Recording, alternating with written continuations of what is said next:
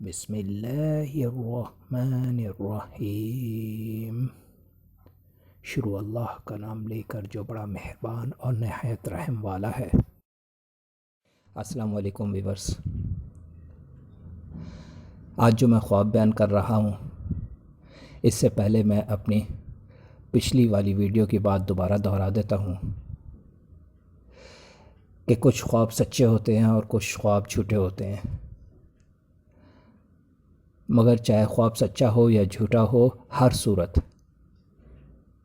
اگر اس کی تعبیر آپ جاننا چاہتے ہیں تو علماء اکرام سے، عالم دین سے یا ان پڑھے لکھے لوگوں سے جو اس کے بارے میں جانتے ہیں معلوم کریں۔ آج جو خواب ہے وہ ہے حضرت اسرافیل علیہ السلام کو خواب میں دیکھنے کی تعبیر۔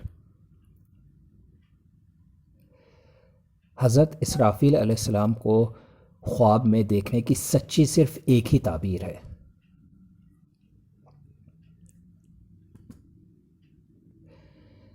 جس کا مطلب یہ ہے عمر دراز ہو اور عز و متعال کی رحمت ہو۔